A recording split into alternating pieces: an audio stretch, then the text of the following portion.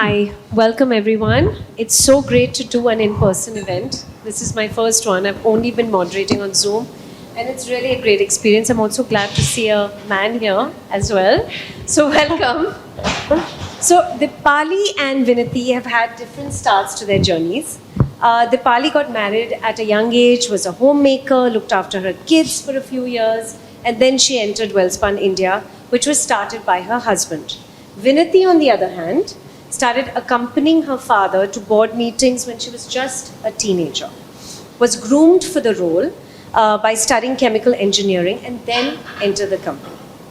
Both Wellspun India and Vinati Organics have blossomed and grown exponentially under the leadership of these incredible women. And both companies have a market cap of over 10,000 crores, just to let you guys know. Dipali and Vinati, I'm so fortunate to do this with you guys in such a personal setting for Ladies Who Lead. And I think, Vinati, you're also one of the founder members of Ladies Who Lead as well. And and you're our Ladies Who Lead. So, Dipali, we'll start with you. Today, your leadership is proven, established, trusted. But when you entered the company, you were the spouse of BK Goenka, right? Who had started the company. And it was a pretty male-oriented sort of universe there. So what was the attitude of the employees? Was it cautious, skeptical even?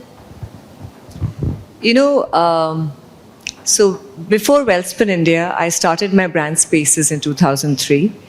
And that was the time I gathered the whole consumer experience.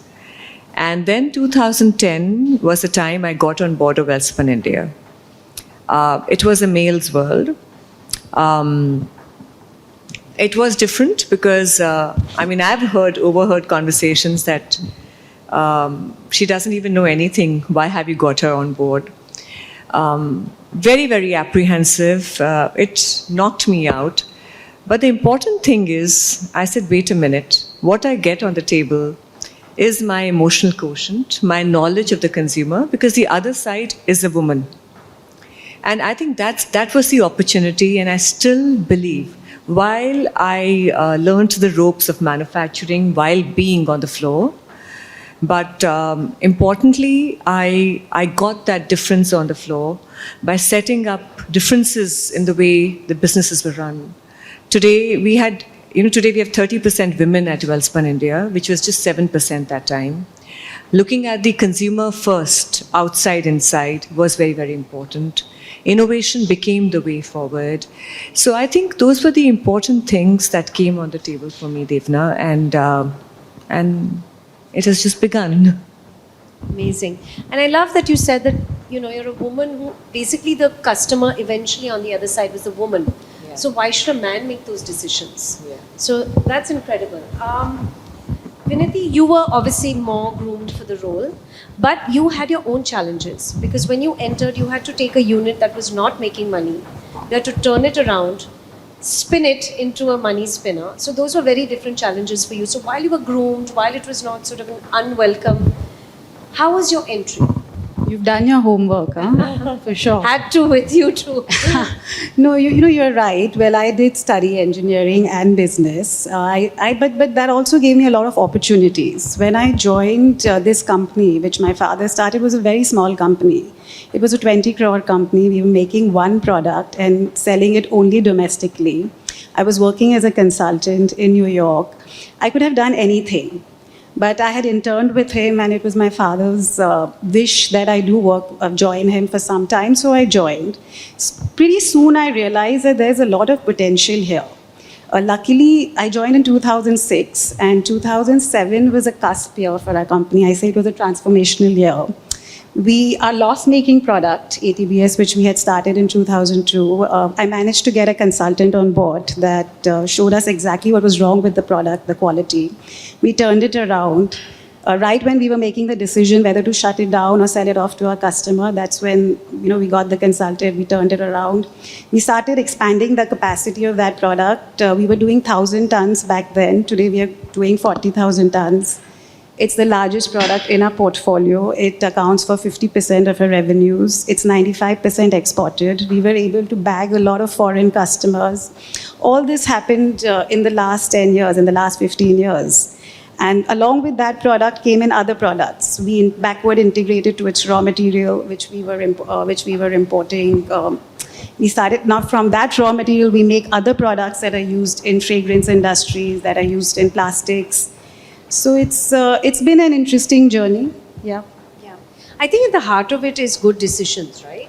And You- no guts, no glory. I call it choices and chances. You took the right, made some choices, not close down the product, ATBS. Chance, our largest competitor, exited the business 5 years ago, and our sales tripled since then.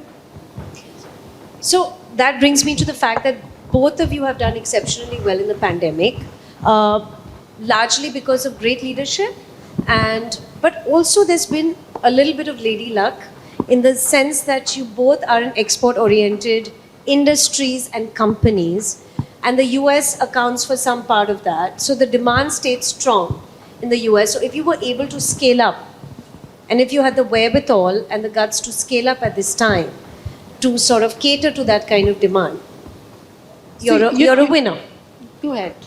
You know, you can call it lady luck or it was a very difficult, when you have 20,000 people working in your factories, to mobilize your operations back, which were shut down for a month, to see that your people are safe, your vendors, your whole supply chain that you are working on is not broken, and then your whole freight and your whole supply chain. I mean, the whole supply chain integration is very, very critical.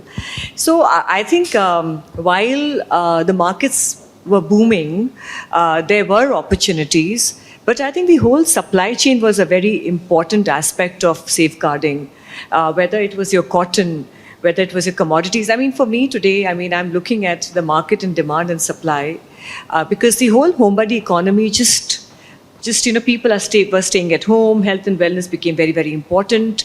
So while the products were doing well, we also had to innovate, recreate different products, because the world had changed and it's not the same. So while you worked on your products, which were like safe, which were sustainable, we also worked on technology. So today I think this is the first meeting that we are having physically. We've had all our customers walk through our virtual showrooms, factory walkthroughs, virtually, completely. I think those are the things that we had to reinvent. E-commerce accelerated over 150%. So how did we build that business up? Because that again was a very important thing, Devna. So I think one thing is that there were opportunities, because yes, there were a lot of things that were happening, but the opportunity was also there to recreate and reinvent yourself. Because e-commerce was one thing, the other aspects were your products, knowing your consumer better. So we created a brain trust to understand the consumer. In America, we have around 3,000, 4,000 home enthusiasts who give us the feedback about what products will sell and what won't. So, and that's where, we started working on as well. The whole blockchain came into existence for us, because for us, when all this happened, we also looked at how that whole traceability will go back. So we had a WellTrack 1.0, but looking at the whole blockchain, which actually can trace back to, even the with the supply chain, like the dyes and chemicals, to the end of the product. We started building on that, actually. So technology became a very big enabler as well. And it's a leveler as well, too. I think when you talk about reinvention, I think women are very good at it, because they reinvent every few years in a different role. And I think they are able to multitask, and there's no doubt that that comes in good use. When you have to think on your feet, reinvent, innovate, and place trust. I don't think men and women are that different. That's my personal opinion. It's more conditioning. Sure. What we are, by nature we may not be so different. But yeah, you're right. Every few you get married, then you become a mother. Then as you grow older, even the parents' responsibility comes on the woman, and that does give us a lot more 360-degree view of things. And just sort of manage many more things in a day, right? I don't think that makes a person necessarily a good businesswoman, but I think it helps. A multitasker. The ability to multitask. But Vinidhi, your Okay, so Dipali's in an industry where there's branding, there's consumer, there's women, but you're in specialty chemicals. And It's totally manufacturing. it's totally it's- male dominated. I don't think I've heard of a woman, young female leader in this space. Not the way you have grown. So, what were some of the challenges you faced on this journey, and what have been your learnings? See, the first challenge was when I joined when I was 21. So it was a challenge of being young. I still am one of the youngest, at least definitely in a boardroom, in the top management. Even when I meet other leaders from the industry. So, but just getting over the fact, that age is just a number. When you know what you're talking, what I used to do. I used to over prepare for meetings 10 years back, just because I knew they would be judging me, they would be questioning me. So I better know everything about everything. And that helped. That gave me the initial confidence. But over time, like I said, the business grew with me. So a lot of credit started coming when they see the decisions that I was taking, or the suggestions that I was making, that was giving good results. So then it stopped mattering, I think, after a point of time. And today, talking about women, interestingly, our company has 50% women directors on our board, and less than 1% of the listed companies have that. It's amazing. So, but why is it that still in manufacturing, the presence of women is still so sort of restricted, or do you think it's growing fairly substantially? See, there are a few reasons for that. See, when I go abroad, when I meet my customers are MNCs like Dow, BASF, there I meet a lot of women. Right. Women throughout, from factories to purchase to sales to top level, everywhere. India, yes, traditionally they are less, because see, in a manufacturing industry, your job starts on the shop floor at the factory level. Now, these factory conditions, especially where chemical factories are in industrial zones, there's night shifts. That is a big deterrent for women to take up engineering in the first place. But now more and more companies are, there's of course work from home, but that doesn't happen in factories. But they are accommodating women, not giving them night shifts, or making sure that a certain percentage of workers are women, and that will lead to the promotion gradually. But in the pandemic, I think women across socioeconomic levels have faced a challenge in terms of their physical presence at work for various reasons, right? I'm not saying all women, but definitely for women, there's been more restrictions. I'm talking about at a low economic class or a middle economic class where you have to stay at home. Your children are not in school anymore. They barely have gadgets. I mean, there are all those levels working for you all, right? So how do you sort of accommodate this? How have you provisioned for this in the last 18 to 20 months? So why did you do?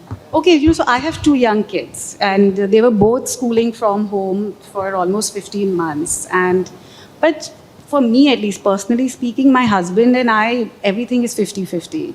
I met my husband in college, and he knew what my ambitions were. And it's not like all the women, the children's responsibility comes on me, or the house responsibility. He takes very good care of their homework, of their studies, and other stuff. So I'm lucky in that sense. I do realize that for a lot of women, but I also think it's been a boon, because now you can be at home and do your work. Earlier, people, at least in old school industries like ours, did not understand that. So now women have the flexibility. If they ask their boss that I want to work from home 1 day a week or 2 days a week, they're like, okay, it's possible, as long as the work is happening. It's not new, not unheard of. For me, I'll give you a story. When you talk about women, and when you talk about women at workforce, we did a program with one of the NGOs and with one of the biggest retailers in the world about multitasking women. Because women wake up at 5 a.m. in the morning, make the food, take care of the children, and then come to work and go back and again have to do their household chores. We did this program where women were not only taught hygiene, multitasking, but also the men were taught how to share the workload. That actually increased more women at Wellspun. And I think that's where the whole thing worked. But I think even now with the COVID, with the women being at home, The opportunity is that there are more women now who can come on board. You can have flexi timing. And now with the whole hybrid model that has evolved, because earlier it was offices, but I think the organizations and organizations like ours also have evolved to create a hybrid model. So today, if you're working 3 days from home, you can work 3 days, you can come to office if you want to. Or if you have meetings, you can plan and multitask and do that. So I think COVID has at least taught us that, Devna, where now women have an opportunity to do that. More so, I think the opportunity for women, like when you talk about people like us in manufacturing, there are opportunities now with this whole technology bit to have more women in STEM, women in that part of the sphere, which actually really adds a lot of value also to the organization. Finance. So, yeah, so I think it's opened up, and more and more you will have more women. And I think, as we say that, we're talking about a 5 trillion GDP as a country, and if 50% of women, 50% of the population comes to fold, that's where the whole thing doubles up. I just want to share a little anecdote. Our brand Spun, which is a social business that we have, where our communities, they upcycle around 2 tons of rags that we generate to make rugs and beautiful cushions and craft-oriented products, which we sell globally to all the retailers across the world. It has been chosen as one of the 100 top, these social businesses by World Economic Forum. And that actually just literally puts a smile on my face that, that there's such an opportunity for women, not only across, in the cities, but as well as in the villages and across as well. That's incredible. Congratulations. What would a typical day look like for you, Vinati? Like Dipali said, I wake up at 5:30. I start with my coffee, yoga, send off my kids to school. Their school has started. Yeah, American school that started physically. Then just get ready, leave for office, come to office, take a few calls, check my emails, do our meetings. I tend to leave work by 4:35 because my kids are home by 4. And then That's an incredibly balanced day. And then evenings are family time. Everyone's home by 7. I think the key to making that work is how early you wake up. And how early you go to bed? 9:30. Wow. My kids go to bed by 9. I'm in bed by 9:30. Dipali, your day? So I wake up at the same time, like around 6-ish. And for me, my important day where I'm spending and having my me time and my workout time is my Zumba and my weight training. And that's really something that I really love doing. And I'm at work at around 9:30. For me, my work extends a little longer because, because you're working across the geographies as well. And I don't have little kids. My daughter's getting married, so now I have a lot of other work to do. But yeah, I'm in the office till 8 o'clock, and then go back and spend time with the kids and yeah. Yeah, of course. When kids are smaller, you have to be home earlier if you can. Absolutely. Do you think that having this level of sort of full-time job, occupation, purpose, makes you a better parent? I mean, for me, for sure, in the terms of looking at, the whole thing is, Devna, what it does to you and to your children is that you set an example. And I always believe you lead by an example. I saw my mother working when I was growing up at that time. And that had always left an imprint on me. And for me, it was always about, even when I got married early, it was about the hunger to learn, to grow and evolve. And actually that something has just kept on. And that curiosity to make something more different has always been actually Devna. So, yeah. I don't know. My daughter says, I just want to be a mom when I grow up. What you do is damn boring. But she's 5. So I don't know. She probably can't understand also what you do. I remember because my family's in specialty chemicals as well. And I used to hear these terms being thrown around. She's like, you just go to your office and sit in front of the computer. Chemicals. Like, why aren't you a musician or a dancer or an artist, Yeah. Or just be a mom. Like, You know, let me tell you that somewhere it's Of course. seeping Of in. course. You know, Yeah, of culturally course. it is As they seeping grow, in, they understand, especially yeah. when you have a girl and a boy. Like you have two girls, so there are no challenges on that front on what a boy sees and what a girl sees. But I think when you have a boy and a girl, it's important to set that as a precedent for No, and both. also what if you they can. see, what they see is me and my husband sharing everything, taking equal responsibility for everything, and that's very important both for my son and daughter to understand when they grow up. Because, like you said, it's important that your spouse, your partner is on the same page. So just a little bit about the business challenges, just one or two questions on that. The positives and the negatives. For example, some industries have benefited from the fact that China has pretty much become an enemy of the West, at least of the US and partly of Europe. So India has gained on a lot of fronts there. But the big challenge on the other side is what's happened to commodities, coal shortages, freight costs. So, you know, just when you think you've overcome the pandemic, It's not over. it's like a bam from there, right? So, how are you both dealing with that? You want to go first? I'll go later. Okay. So while you're right, input costs have gone haywire, and one would have never expected freight or coal to be as high as they are, even our raw material prices. But see, because we are in the business of specialty chemicals, you have to understand that most of the products we make, there are only 2 or 3 manufacturers worldwide. So that gives us some ability to pass on these. Vinith, if you cost could just increases. explain to the audience your specialty chemicals, what do you make them Yeah. for? Yeah. Like, I know you make It's it very towards important. sunscreen and things like that. It's but- very important. Yeah. So we started with this product called IBB, which is the raw material for ibuprofen, the painkiller. We are the largest manufacturer of that in the world. So about 75% of the ibuprofen that's made in the world is made from our product. Then we make other chemicals that go into oil recovery, water treatment. They're used for agrochemicals, pesticides. Like I said, we make butyl phenols for the fragrance industries. But again, now if I start naming these chemicals, then it'll become way too No, but much. now we have, you know, they have a basic idea of. Yeah, so the demand, and like you said, most of the demand comes from the US, Europe, China is also a market for us, and demand in all these geographies has gone up. Even though our costs have gone up, we have the ability to pass on these cost increases. We have long-term contracts with our customers, formula-based pricing, where the price changes based on the input price or the freight prices. And also, these products are not a very big cost for the final product that they're making. So it doesn't really impact their product price. So that's important to understand too. You know, while you're saying this, ours is a consumer product and the last mile, because we're talking about towels, sheets, bedding, rugs, and carpets. And the commodity, when you talk about the cotton to everything, has really, really gone through the roof. And it has been a difficult one for us there. But I think the important thing is that, so like we're creating our own brands. So we have Spaces and Wellspun in India.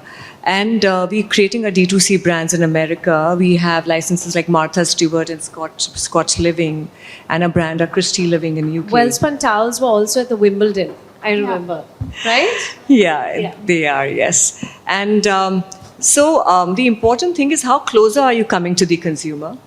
Prices are a challenge, but I think how you recreate and re-innovate yourself, how are you looking that can create the differentiation, Devna, has been the way. The commodities have really, for me, today, after this meeting, I'm going back and I have a meeting with a customer virtually in America to talk about price increases. So while you say that your product is an intermediate, Vinity, for me, it is, here you're talking about inflation. Because, when You're you closer to the end user. You're closer You're to much the end closer, user. And if your retail price has to go up, it's again, the stimuluses in America have gone. What's going to happen? So definitely, globally, the inflation is definitely going to set in. But I think just to the crux of it all is, Devna, that you've got to recreate, re-innovate, and be closer to what you're doing. So now we have this portfolio of brands, launching our brands in America. I was happy to say that on Amazon in America, our products were top 1 and 2. And today, last year we were 1 in 5 towels in America, and now it's 1 in 4 towels and 1 in 7 sheets in America. So that's interesting. the demand is growing.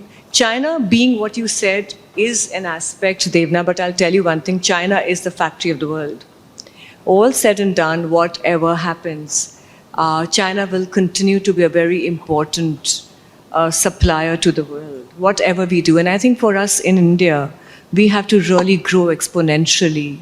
We have to integrate our supply chain and a lot of other things at that. So I think there's lots to be done in India to be where we are. And if we can, it might take a decade to where we want to be.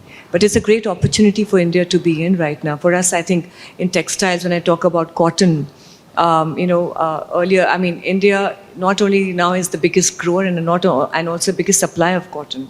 So opportunities for India to create that whole integrated supply chain and become the factory of the world could be a one big one as well. So under your stewardship, both of you, the companies have grown exponentially.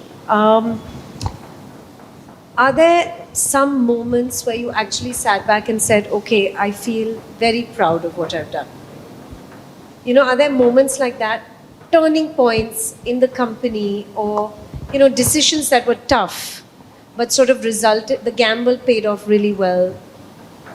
Something that you can say that, you know, I was responsible and I'm really proud of it. You know, there's something my father taught me early on, is that never say in the company that I did this. Or this is because yourself. of me. What I mean is even to yourself. Even to yourself. You know, Wow. this happened because somebody suggested this and we collectively decided to go ahead, and it was a team decision. So I'm very proud of my team for what we have achieved over the last 15 years and also the last 15 months during the pandemic. incredible. Dipali? So you know what, to what Vinti is saying, I go by the same thing. But I think the important thing, I think our company went through a crisis in 2016. The whole traceability bit that we worked on. I think that was a very big game changer for Welspun. And it also re-innovated us as a company. So today, when we talk about blockchain, we talk about our brands, innovation, the governance, and now environmental, social, and governance. ESG has become a very big thing at Welspun. I think those are the things I really feel very proud of. And I always say that crisis leads to innovation. Crisis leads to a rebirth in a company. And I think that's what I feel very proud of. As a company. But a very important thing I wanted to share, which is like something that really puts a smile on my face, is, when I work with my communities at the factories, and when the women are earning their living, and I go and meet them, they said, they said that, Didi, ye kaam band nahi karna, because main isse kamati hu, to mera bachcha, school jata hai. And I think that's the biggest reward that I can ever get. There's one of our girls at our factories who was chosen by Walmart, actually, to be, she was flown from Anjar to Arkansas. And she met all the leadership team in Walmart. It was a project that we did with an NGO called Swasti about, again, multitasking and hygiene. So it was an incredible moment because it gave birth to so many Avnis at Welspun. And there's one of our girl who is deaf and mute, but she is Miss Universe in a specially able category. So for us at Welspun, diversity, when we talk about, is not just about women. It is about these specially abled kids who, it just overwhelms me to see the power of how they can really, do things and have a smile on their face. So I think in terms of entrepreneurship, women have always been a little more afraid in India. I remember I'd done an interview once with a serial entrepreneur, Ronnie Screwvala. And he said the problem is failure. He said in the West, when people fail, they carry it like a badge of honor, on their shoulders. Whereas in India, when people fail, it'll be like parents and community and neighbors. Especially your girls. Especially your girls. You overprotect them. And then, when that's the case, you want to protect your daughters from that kind of... Because firstly, it's entrepreneurship. Secondly, you're a woman. So why take these chances? Go get a job. There's nothing wrong with the job, right? But the whole sort of spirit of entrepreneurship has been squashed without unknowingly. I think it's also about encouraging. It's also about, and I think Devna, it's all about falling and getting up and walking back again. So it will happen. But I think India is the pace at what India is evolving, and more women coming into workforce and more women being there, the landscape's changing. And entrepreneurship is all about failure. How will you learn if you're not going to fail? You're seeing a lot more women tech entrepreneurs now. The younger generation in their 20s, everyone wants to do a startup. Yeah. That has its own issues, right? There's also a level of entitlement sometimes with sort of the younger workforce, men and women both, where, you know, the sort of like work hours that we all put in growing up. Like I remember I worked in NDTV and I've sat on pavements reporting on the Ambani brothers split, and I was there from 9 to 9, no questions asked, you know, eating vada pav on the road.